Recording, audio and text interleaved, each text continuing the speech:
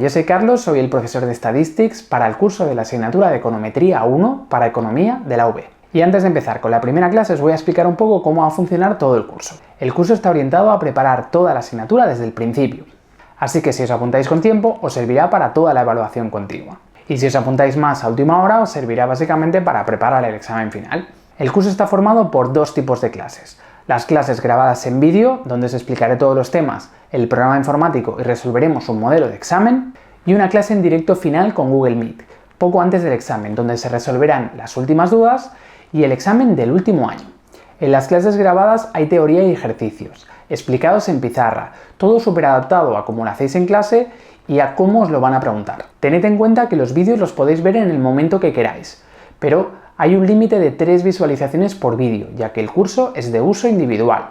Las primeras clases del curso son gratis y están en YouTube. Después, para acceder al resto del curso, sí que tendréis que hacer la inscripción por la web. Además, cuando os apuntáis al curso, os enviamos un dossier encuadernado por correo postal, con todos los apuntes pasados a ordenador, con ejercicios, con pruebas de evaluación continua, con pantallazos y con los exámenes de los últimos años. Para seguir el curso es imprescindible tener el dossier al lado, ya que los vídeos iré haciendo mención a la página y al ejercicio en el que estamos, que tendréis que ir rellenando.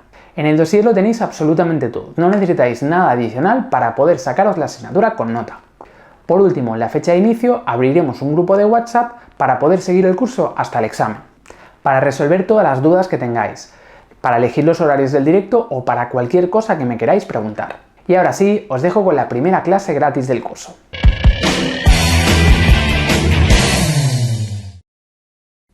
Bien, pues empezamos ahora así con esta primera clase del curso. Vamos a la página 2 del dossier y empezaremos con este primer tema de introducción a la econometría, donde os he dejado en primero un espacio blanco para hacer un poco de repaso sobre el modelo de regresión. Toda la asignatura de econometría irá sobre el modelo de regresión. El modelo de regresión lo veíais, los de economía de la UB lo veíais sobre todo en estadística 2, ¿no? Al final de las pruebas de hipótesis, trabajamos también un poquito con el tema del modelo de regresión, así que vamos a hacer un repaso de estadística 2 de la parte del modelo de regresión, porque es imprescindible para entender todo lo que vendrá después. Venga, la idea era la siguiente: el modelo de regresión lo utilizábamos para trabajar con dos variables cuantitativas. Por ejemplo, si teníamos una variable que era las horas que habíamos estudiado para el examen y la nota del examen, ¿no? Así que imaginaros que cogemos un grupo de personas y le preguntamos cuántas horas han estudiado y qué nota han sacado. Y tengo una persona que ha estudiado 10 horas y resulta que ha sacado un 5. Otra persona ha estudiado 14 horas y ha sacado un 9. Otra persona no sé cuánto, ¿no? Tendríamos todos unos datos así. Entonces, cuando teníamos dos variables cuantitativas, lo que podíamos hacer para representar estos datos era un gráfico que era el diagrama de dispersión. Diagrama de dispersión. En el diagrama de dispersión representábamos las dos variables en los dos ejes cartesianos. Teníamos la y y la x.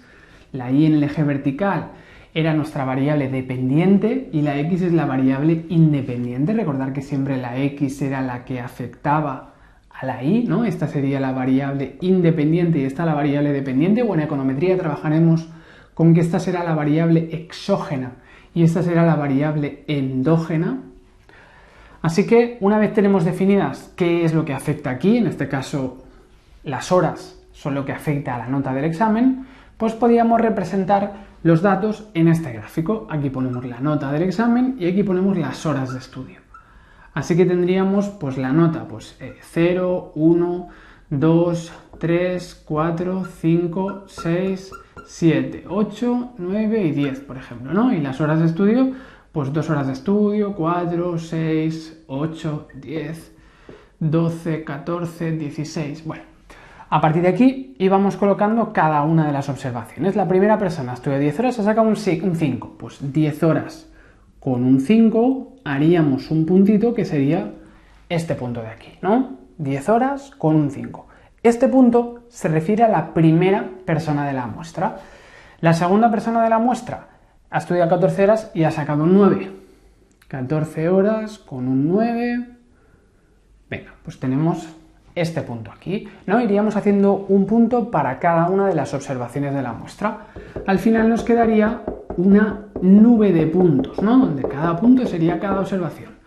al final, en el diagrama de dispersión, podíamos observar una nube de puntos, ¿no? Decíamos que si la nube de puntos iba para arriba, era una relación positiva, cuanto más tenemos de una cosa, tenemos más de la otra.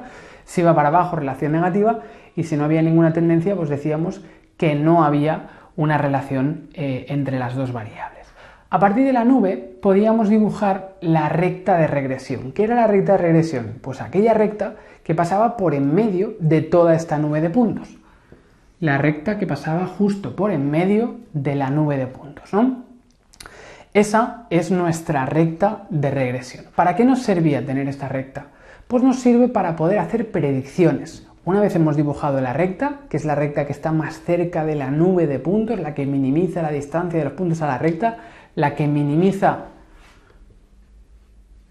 los cuadrados de los errores, la que calcularemos, después lo veremos por el método MCO, mínimos cuadrados ordinarios, pues esta recta nos sirve básicamente para poder hacer predicciones. Por ejemplo, una persona que estudie 12 horas, esperaríamos que sacara un 7, ¿no? 12 horas, nos vamos aquí y nos da un 7.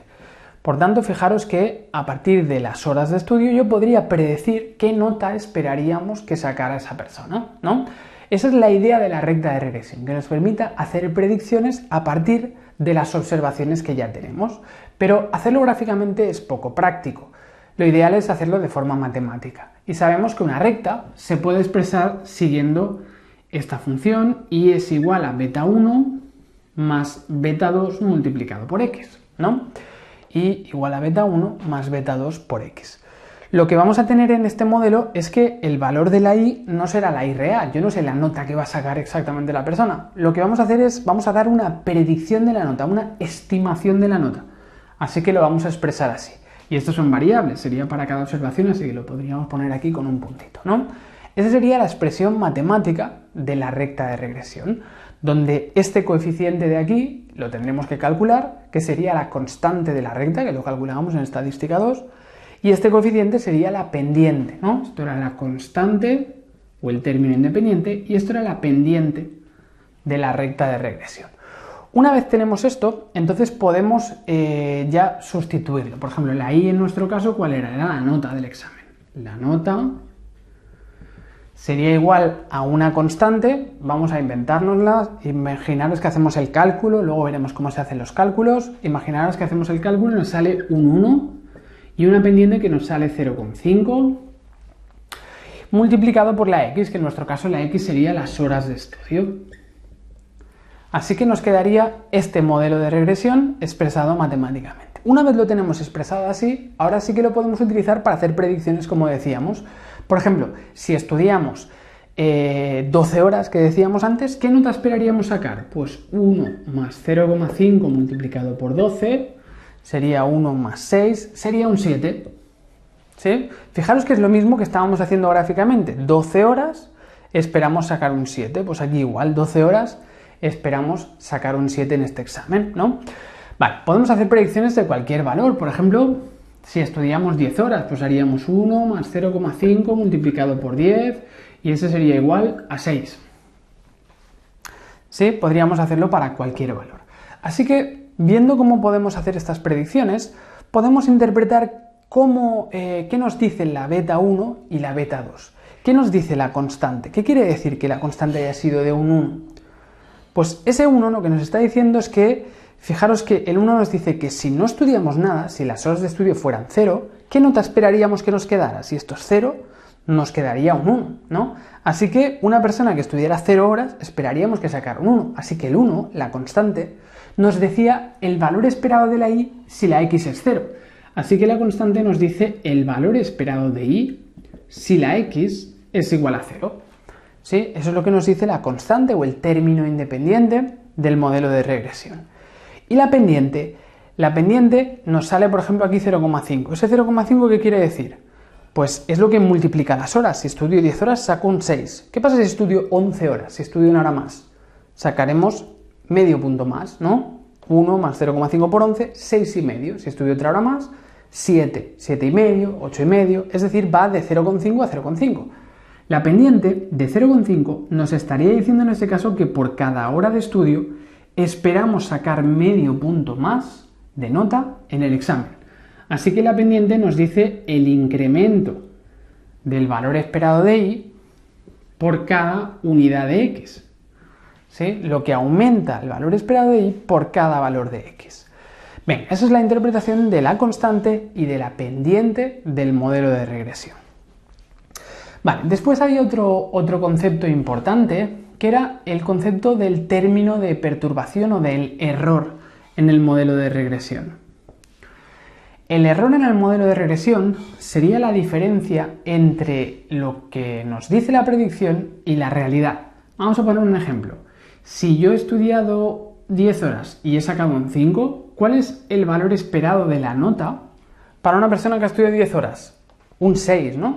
Así que tendríamos un 6 de valor esperado, pero no he sacado un 6. O sea, el modelo dice, esperaría que sacáramos un 6, pero realmente hemos sacado un 5. La diferencia entre las dos es el error de predicción. El modelo de regresión se ha equivocado en menos un punto. ¿Sí? Si estudio 10 horas, he sacado un 5, pero la recta predecía que sacaría un 6. Esta diferencia es el error de predicción. Será siempre la diferencia entre el valor real de la y la predicción de la y con nuestro modelo de regresión. Venga, y en econometría va a ser muy importante trabajar o entender bien qué son los errores, porque vamos a estimar el modelo a partir de minimizar los cuadrados de los errores, y los errores tendrán mucha importancia en muchas cosas que iremos viendo. Así que tener claro qué serían los errores. Vamos a tener tantos errores como observaciones. Este es el error de la primera observación, de la segunda podría hacer lo mismo. 14 lo pongo aquí, lo resuelvo, nos da 8, pero realmente tengo un 9, pues más 1 sería el error de esta segunda observación. ¿Sí? Podríamos ir haciendo para cada observación. Tendremos tantos errores como observaciones en el modelo de regresión. Vale, esto es un modelo de regresión lineal simple. Y este modelo lo podemos expresar así, que sería la forma más cómoda de expresarlo. Lo podemos expresar así o lo podemos expresar a partir del término de error. Bueno, hablaremos de E si hablamos de una muestra, si trabajamos con una muestra. Si nosotros tuviéramos toda la población entera, hablaríamos de U. Si habláramos de E, que los datos que tengo son de toda la población entera. Así que vamos a expresarlo más bien así, como si estos datos fueran la población. Vamos a ponerlo así de momento. ¿Sí? Si estos datos fuera la población entera, entonces el modelo de regresión sería este. Luego veréis por qué os lo explico esto, porque luego trabajaremos con el modelo muestral. De forma que podemos expresar el modelo de regresión de esta manera o lo podemos expresar de esta manera.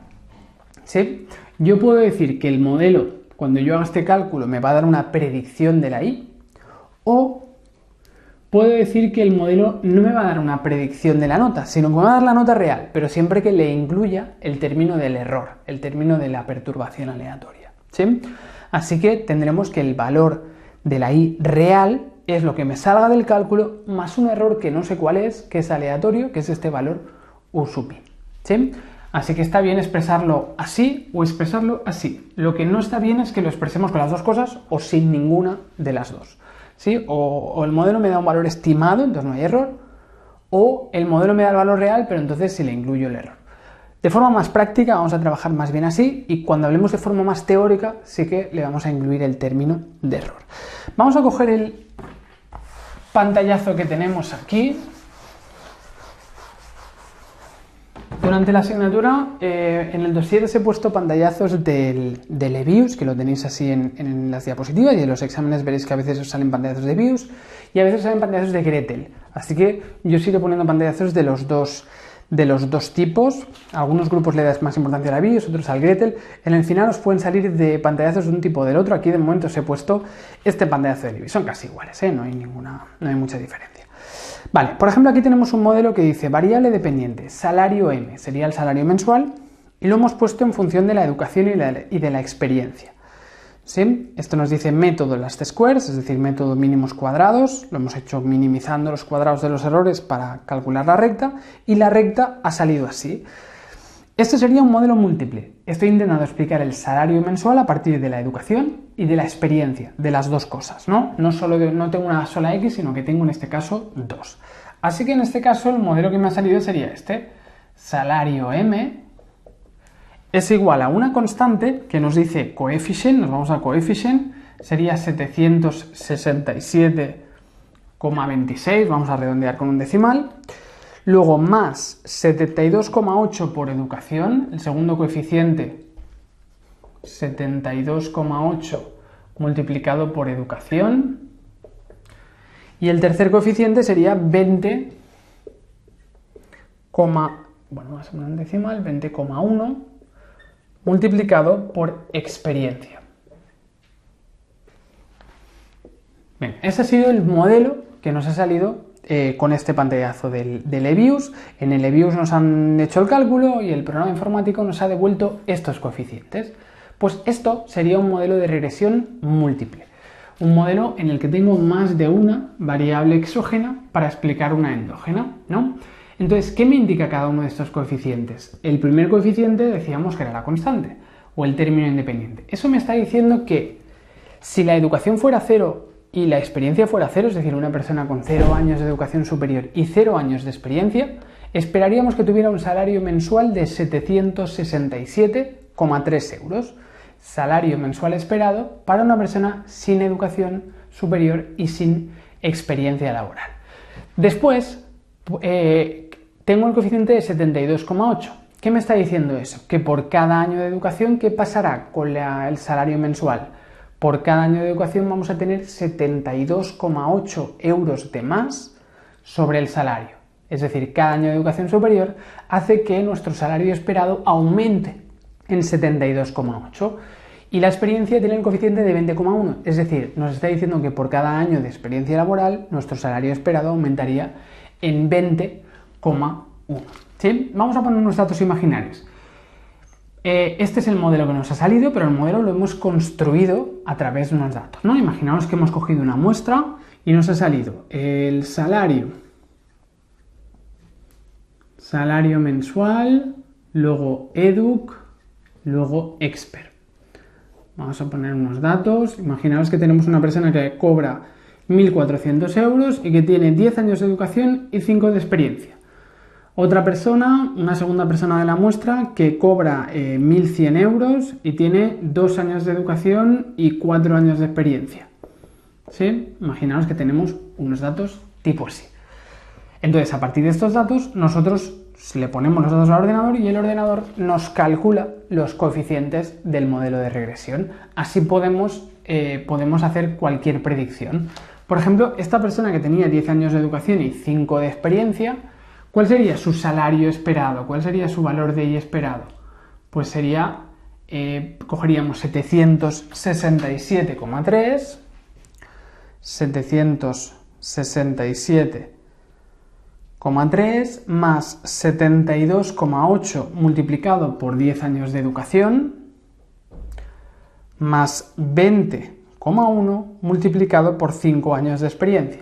Esta persona esperaríamos que cobrara 1.596, vamos a ponernos en decimales, 1.596 euros mensuales. Pero no cobra 1.596, cobra 1.400. Así que la diferencia entre las dos sería de menos 196. Ese sería el error de predicción muestral que tendríamos con esta observación, ¿no? Vale, vamos a dejarnos esto para luego poder sacar cuando trabajemos con el modelo matricial, ¿no? Imaginaos que con estos datos, ¿no? Pues hemos construido este modelo. Vale. Vamos a la página 3. Venga, hasta aquí el repaso de lo que teníais de estadística 2 del modelo de regresión. Entonces vamos a empezar ya con la parte de introducción que tenéis de econometría. Primero os definen qué es la econometría. La econometría es la rama de la economía que se encarga del análisis cuantitativo de los fenómenos económicos. Es decir, intentamos cuantificar esos fenómenos económicos reales siguiendo un modelo probabilístico, un enfoque probabilístico, porque yo no voy a poder saber exactamente el salario de una persona con la educación y la experiencia, sino sabré por dónde estará, es decir, lo sabremos de una forma probabilística, sabremos un valor esperado, el salario esperado estamos diciendo, no sabremos un salario real. Así que será siempre siguiendo un enfoque probabilístico. Trata de encontrar, cuantificar y contrastar relaciones económicas utilizando modelización matemática y técnicas basadas en la inferencia estadística. También tendremos una parte, como hacían en estadística 2, de inferencia estadística, porque vamos a trabajar con una muestra para intentar estimar cuál es el modelo de regresión poblacional. Así que haremos todo aquello de las pruebas de hipótesis, los intervalos de confianza. Con una muestra intentaremos entender la población. Vale, luego tenemos las diferencias entre el modelo económico y el modelo econométrico. Un modelo econométrico es más preciso que un modelo económico. Un modelo económico sería decir, por ejemplo, tenéis aquí que el consumo está en función de la renta, ¿sí? A nivel teórico.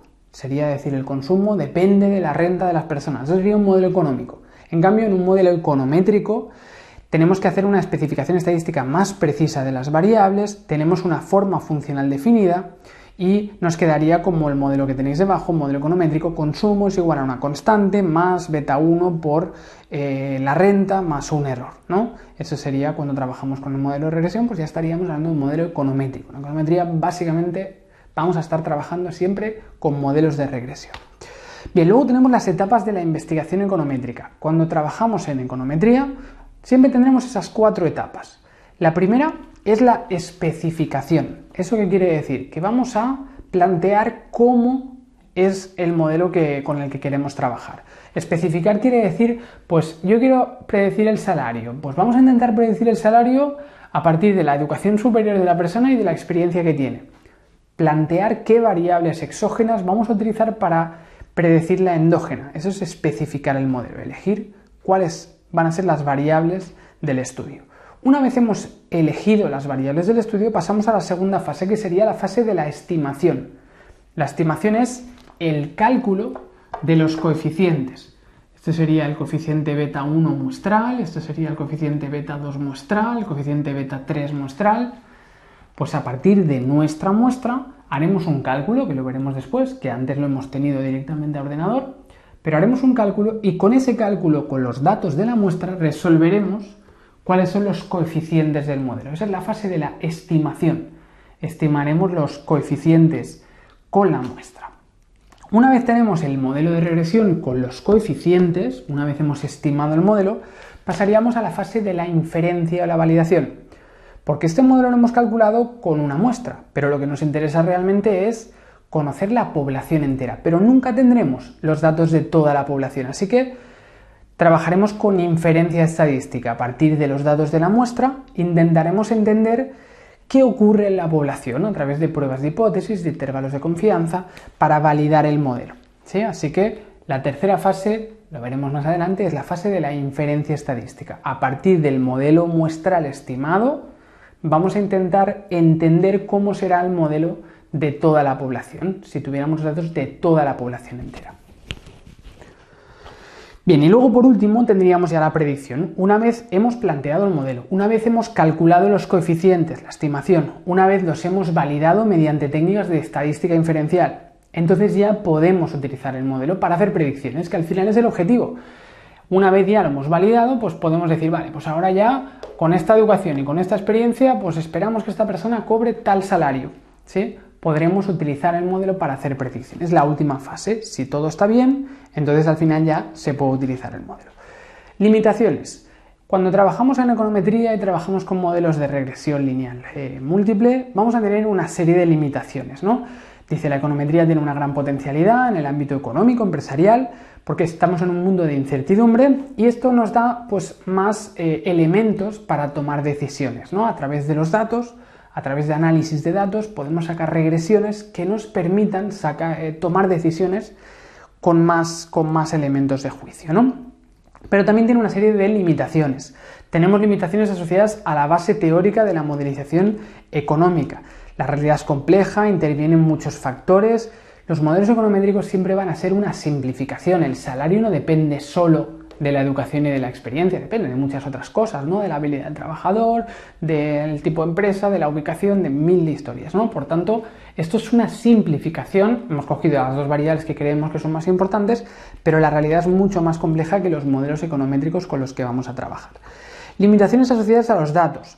Pues las ciencias sociales muchas veces vamos a tener datos observacionales, que se llama, es decir, tendremos datos que estamos recogiendo directamente, pero no estamos en una situación de laboratorio controlada donde estamos controlando las variables extrañas. Podrían haber muchos factores de confusión.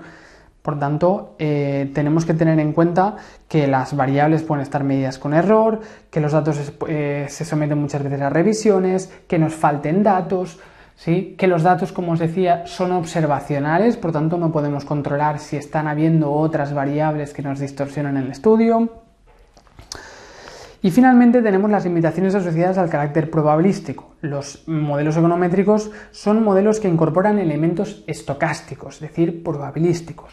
Por ejemplo, cuando hablamos del modelo de regresión muestral, le incluíamos el término de error, ¿no? El término de error era un valor aleatorio que no podíamos predecir porque dependía de cada persona, así que solo pueden ser analizados dentro de un entorno probabilístico. Esto no nos va a dar el salario exacto de una persona, nos dará el salario esperado, que más un error sería el salario real, ¿no?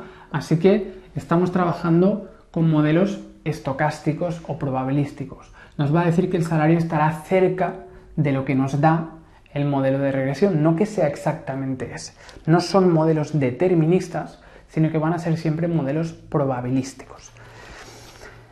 Venga, pues con esto acabamos este primer tema, que prácticamente ya veréis que no nos lo preguntan, es un tema muy introductorio. Vamos a la página 4 y empezamos ahora ya con el tema 2, el modelo de regresión lineal múltiple y la estimación por mínimos cuadrados ordinarios. Venga, entonces, cuando nosotros trabajamos con un modelo de regresión lineal múltiple, tendremos la siguiente notación algebraica.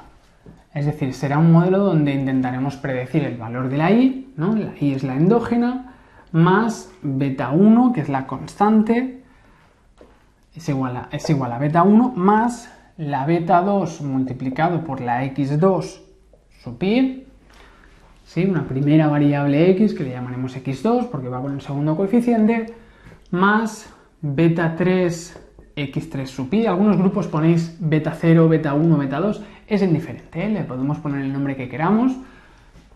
Y finalmente tendríamos el último coeficiente beta que multiplicaría a la última variable. Y esto le sumaríamos un error, ¿sí? Ese sería nuestro modelo de regresión poblacional con la notación algebraica, ¿sí? Como antes decíamos, pues el salario igual a una constante más una pendiente por la educación más tal por la experiencia. Bien, el problema de la notación algebraica es que para poder hacer cálculos cuando tenemos un modelo que no es simple, sino que es múltiple, que tenemos más de una variable x, entonces no nos servirán los cálculos algebraicos, sino que tenemos que hacer cálculos matriciales. En la asignatura ya veréis que todos los cálculos vamos a hacer a través de matrices. De forma que esta notación la utilizaremos porque es más práctica, pero no la utilizaremos para hacer cálculos. Utilizaremos la notación matricial. Una recta de regresión se puede expresar de forma matricial con esta expresión. Y igual, o sea, la matriz i es igual a la matriz x multiplicado por la matriz beta más la matriz de los errores. Esta sería la notación matricial equivalente a este que sería la notación algebraica. ¿Dónde qué son estas matrices?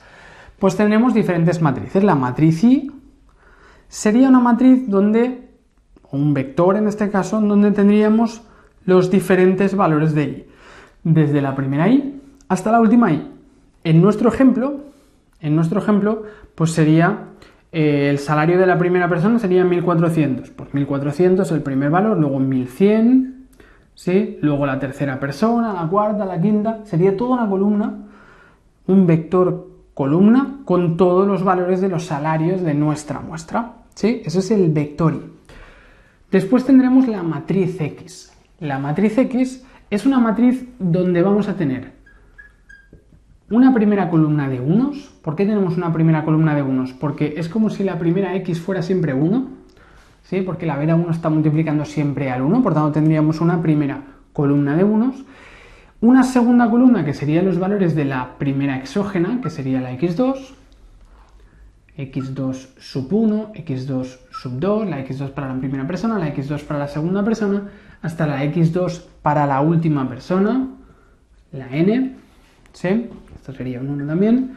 Y después tendríamos la siguiente columna de x, que sería la x3, x3 sub 1, la x3 sub 2, hasta la x3 sub n, ¿sí? Y esto hasta la x sub k, que sería la última, ¿sí? Esa es la matriz x. En nuestro ejemplo de la educación y la experiencia, en nuestro ejemplo, ¿cómo sería esta matriz? Pues sería una primera columna de unos, la segunda columna sería, esta sería la x2 y esta sería la x3, ¿no? Por tanto sería 10, 2, luego este sería 5 y 4. En nuestro ejemplo, la matriz x nos saldría una cosa así, ¿no? Si tuviéramos todos los datos. Esa es la matriz x. ¿Y cuál es la matriz beta? La matriz beta es la matriz con todos los coeficientes beta, es decir, desde la beta 1, la beta 2, hasta la beta k, que sería la última beta, ¿sí? Hasta la última beta. En nuestro ejemplo, antes hemos hecho la estimación con el pantallazo de Lebesgue, ¿no? En nuestro ejemplo nos había salido que la constante era, el ejemplo de la página 2, era 767,3. La segunda beta era la de la educación, que era 72,8. La tercera beta era 20,1, ¿no? Pues en el ejemplo de antes, las tres betas serían estas tres, ¿no? Sí, imaginaos que esto fuera a nivel poblacional, ¿no? Venga, y por último tenemos la matriz de los errores. La matriz de los errores sería una matriz, o en este caso un vector, con todos los errores, desde el primer error hasta el último error. Desde el primero hasta el último. Por ejemplo, aquí pues los errores serían, si esto fuera poblacional, sería menos 196 que decíamos, ¿no? Todos los errores de cada una de las observaciones serían así. Aquí es el error, hemos dicho antes que era muestral, digo, si esto fuera poblacional, sería, os lo pongo para que tengáis un ejemplo de números de qué es todo esto de las matrices. Una vez tenemos todas estas matrices definidas, entonces podemos utilizar los datos expresados en matrices para poder hacer el cálculo de los coeficientes. Tendremos dos métodos para resolver los coeficientes, que es lo que nos interesa, los coeficientes beta, ¿sí? Tendremos dos métodos. El primero es el que veíais en estadística 2, que era el método algebraico para un modelo simple. Se puede calcular la constante como la media de la y menos la pendiente por la media de la x, ¿no? La beta 1 estimada la podemos obtener de estos cálculos y la beta 2 estimada la podemos calcular como la covarianza entre la varianza de x. Esto lo hacéis en estadística 2, pero no lo vamos a volver a tocar porque esta fórmula algebraica solo sirve si tenemos una sola x. Y eso muchas veces no va a ser así, vamos a trabajar con modelos múltiples. Así que vamos a trabajar siempre con el método matricial para estimar los coeficientes. Los coeficientes beta estimados por el método de mínimos cuadrados ordinarios, que es lo que nos interesa, los coeficientes aquellos de antes, ¿no? Los coeficientes, el vector de las betas estimadas, muestrales, lo vamos a obtener a partir de este cálculo. Cogeremos la matriz de las x, esta o esta con nuestros datos, le haremos la traspuesta, la multiplicaremos por la matriz de las x sin trasponer, el resultado le haremos la inversa y después cogeremos la matriz de las x traspuesta y la multiplicaremos por la matriz de las y. Si hacemos toda esta operación matricial, el resultado va a ser el vector de las betas estimadas. Es decir, en nuestro caso sería 767,3, 72,8 y 20,1. Si hubiéramos tenido todos los datos de y de x, pues con estos cálculos acabaríamos resolviendo esto. Este cálculo es un cálculo complicado, no os lo van a preguntar, veréis que en clase muchas veces hacen como demostraciones en las cuales a veces sí que se hace el cálculo, pero no os lo van a preguntar en el examen. En el examen no os preocupéis, no es un examen de matemáticas, no vais a tener preguntas súper matemáticas que tengáis que calcular cálculos matriciales complicados. No, va a ser muy de interpretar los resultados y algunas cosillas teóricas, pero prácticamente no vais a tener que hacer ningún cálculo.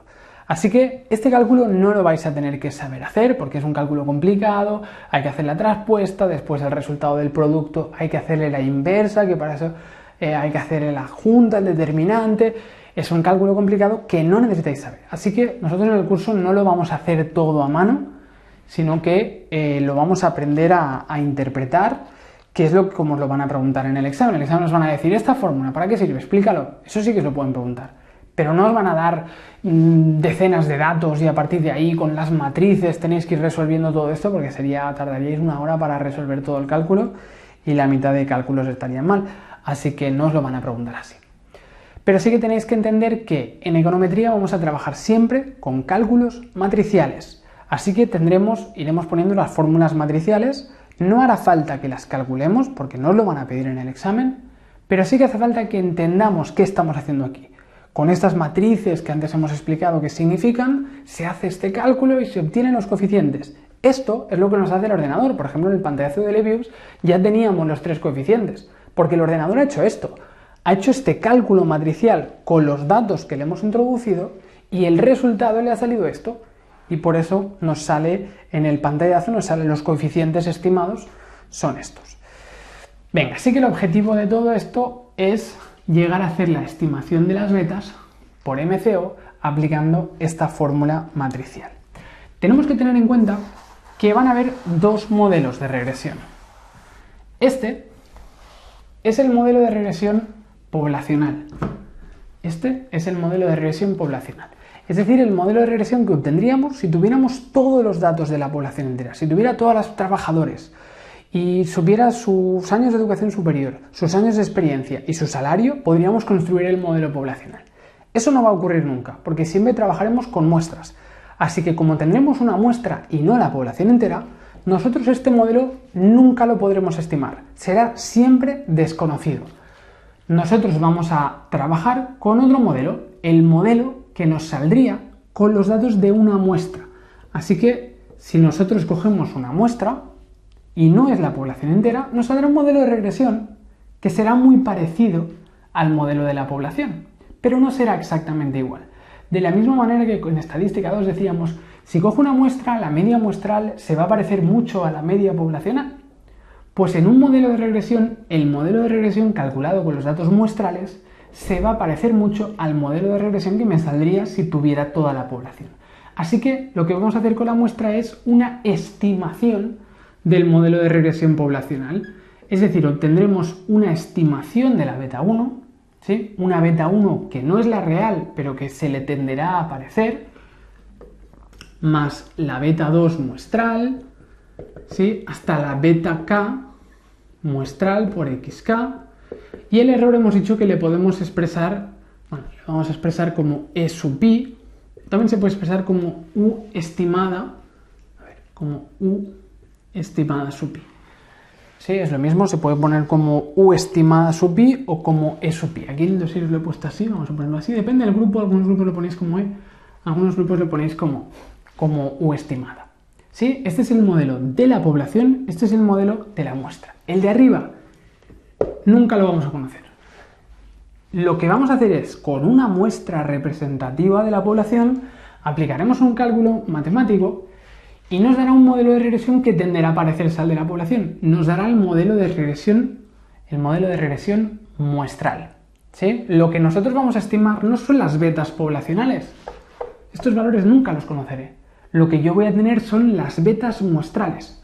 ¿Sí? Esto sería la beta 1 muestral, esto sería la beta 2 muestral y esto sería la beta 3 muestral. Pues en nuestro ejemplo hacemos el cálculo y nos saldrá los coeficientes muestrales de las betas, pero no los poblacionales, que no los tendremos nunca.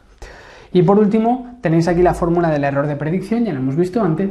Los errores muestrales, los errores que me salen si trabajo con una muestra y con el modelo de regresión muestral, siempre son igual a la diferencia entre el valor de i y su predicción. Vale, pues con esto hemos visto cómo se hace la estimación del modelo de regresión. Para que podamos trabajar con un modelo de regresión necesitamos que se cumpla una serie de supuestos. Hay una serie de supuestos o de hipótesis básicas que se deben cumplir para que el modelo de regresión calculado de esta manera tenga sentido, sea correcto, sea válido. Esos supuestos son los siguientes. Primero, necesitamos que la relación entre las exógenas, la endógena y el término de perturbación sea lineal. Hablaremos siempre de relaciones lineales. Si trabajamos con una sola exógena, con un modelo múltiple no podemos hacer el diagrama de dispersión, sería en 3 dimensiones. Pero si solo tuviéramos una X y una Y, como en el ejemplo que hemos puesto antes de las horas de estudio y la nota del examen, la relación necesitamos que sea lineal, porque nosotros le vamos a dibujar una recta. Si yo tuviera una relación que no fuera lineal, entonces ¿qué pasaría? Que esto modelizarlo como una recta no tiene ningún sentido.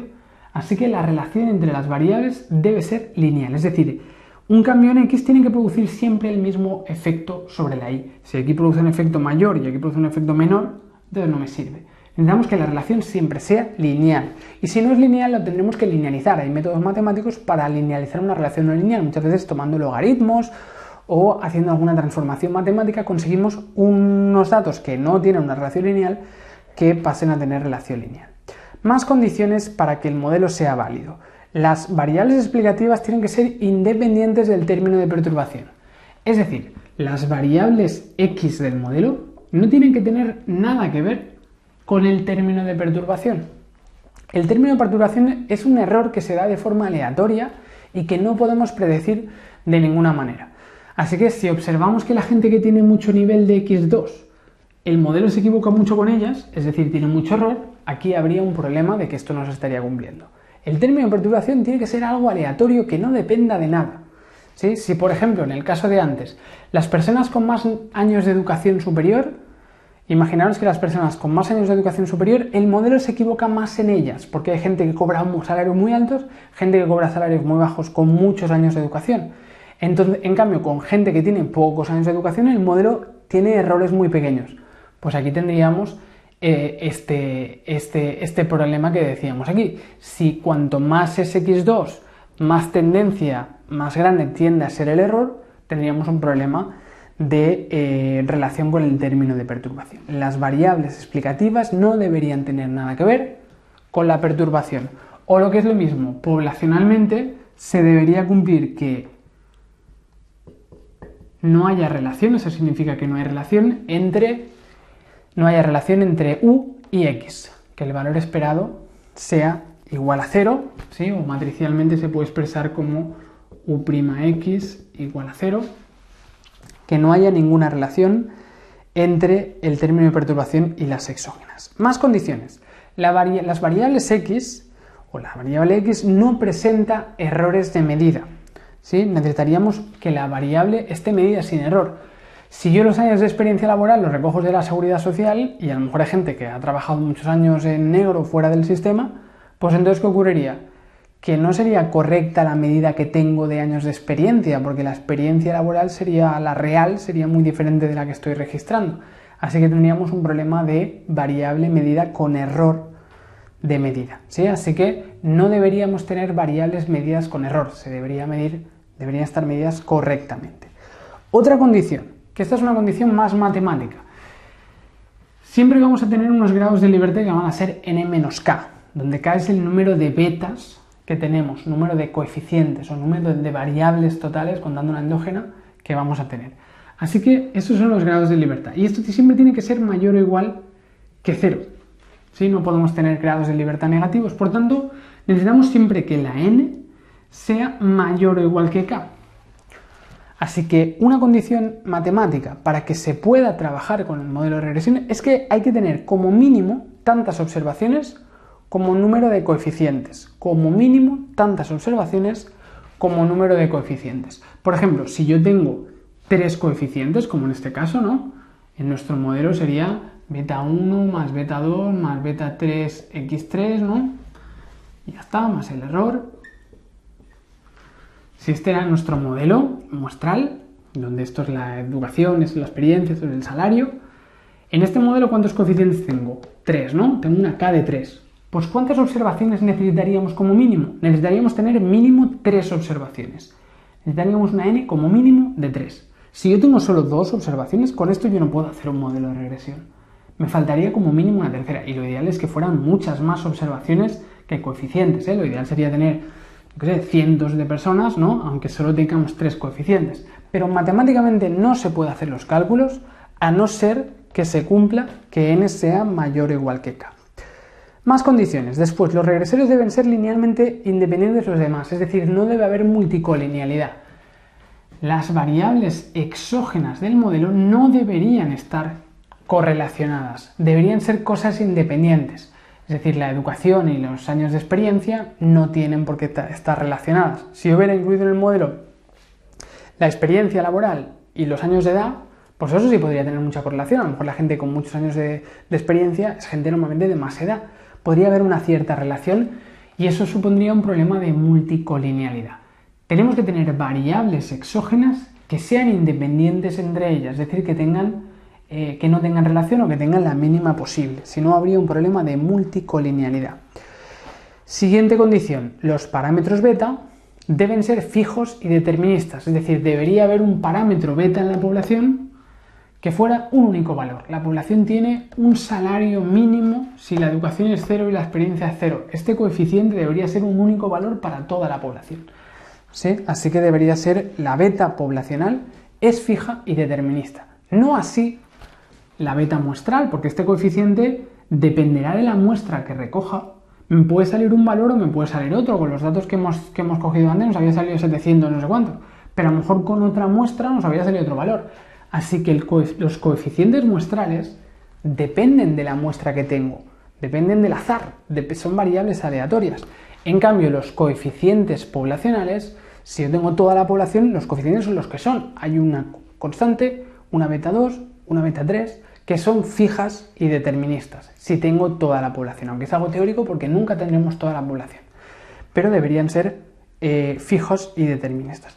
Y por último, el modelo no debería ni incluir variables irrelevantes, que no incluya ninguna variable que no tenga nada que ver con el salario, ni excluir variables relevantes, es decir, que no me haya olvidado de una variable importante. Por ejemplo, si para el salario es muy importante la habilidad del trabajador y yo no la he incluido en el modelo, pues habría una omisión de una variable relevante. Venga, estos son los supuestos generales del modelo.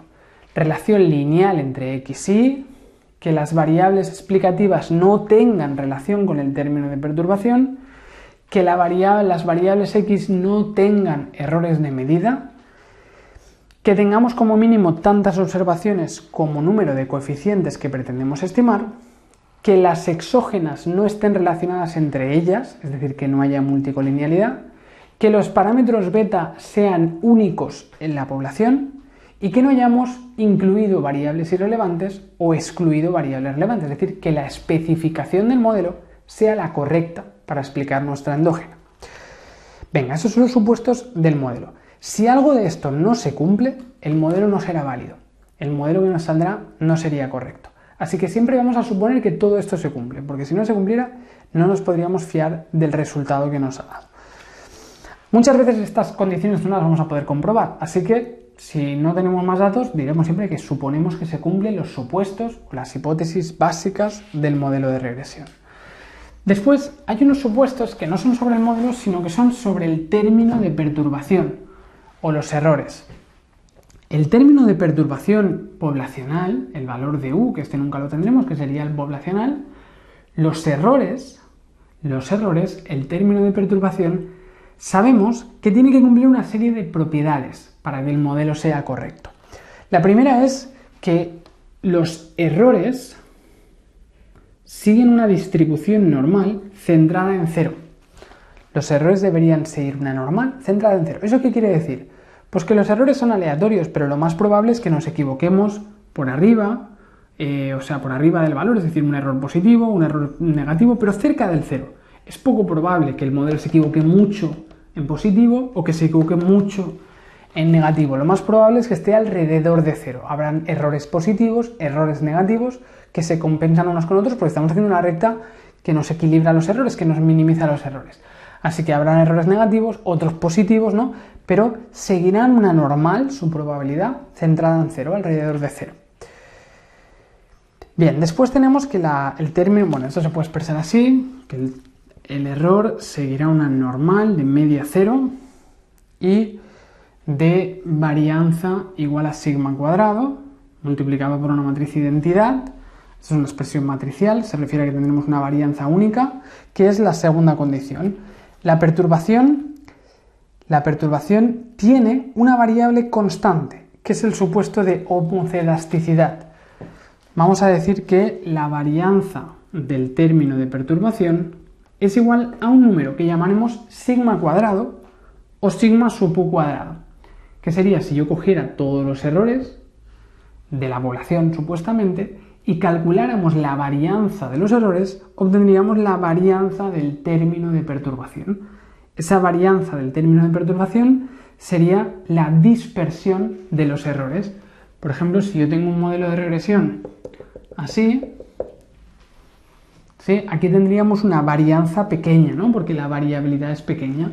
Los errores tienen poca variabilidad, varían poco. En cambio, si tuviéramos un modelo donde la recta se equivoca mucho, ¿aquí qué pasaría? Que hay muchas diferencias en los errores, ¿no? Los errores, recordar que era la diferencia entre el punto y la recta.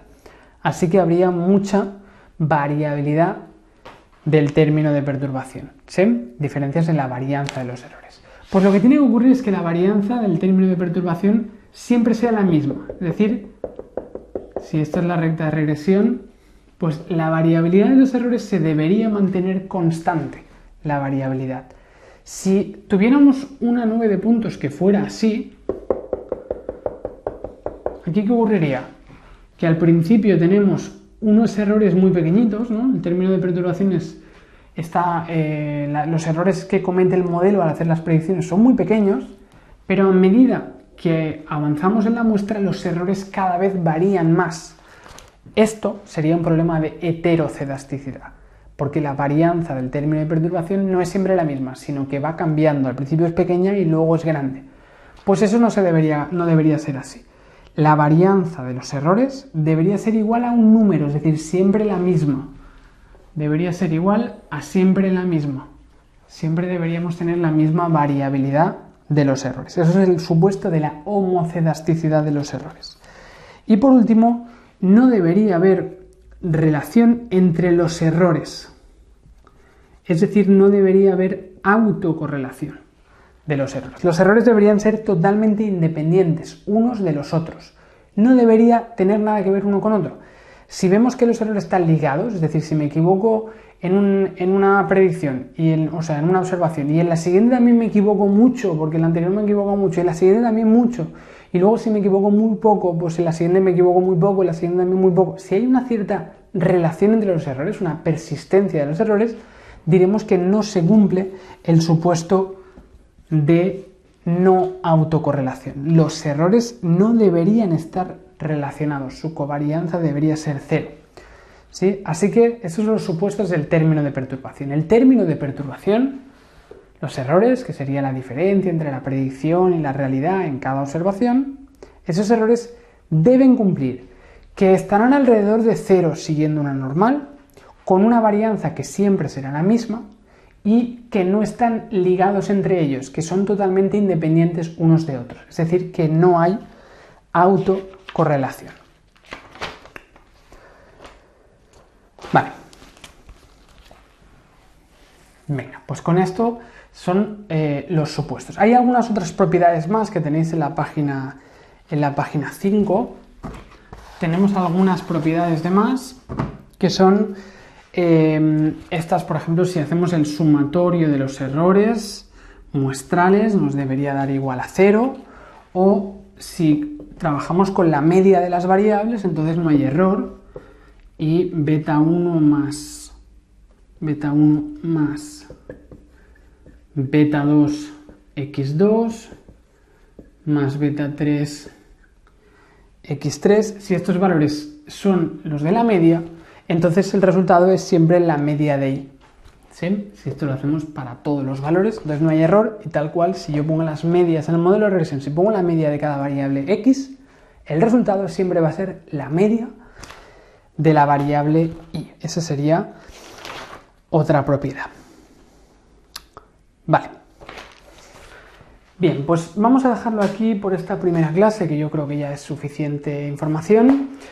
Sí, así que lo que hemos visto es, hemos hecho un poco de repaso del modelo de regresión que veis en estadística 2. Econometría básicamente va de esto, va de trabajar con el modelo de regresión. Cuando tenemos datos cuantitativos, expresar la relación de cómo una serie de variables exógenas nos explican una endógena, para intentar predecir un modelo de regresión de la población, pero nosotros nunca vamos a tener la población entera, siempre tendremos una muestra, así que nunca trabajaremos con el modelo de regresión poblacional, sino que trabajaremos con el modelo de regresión muestral.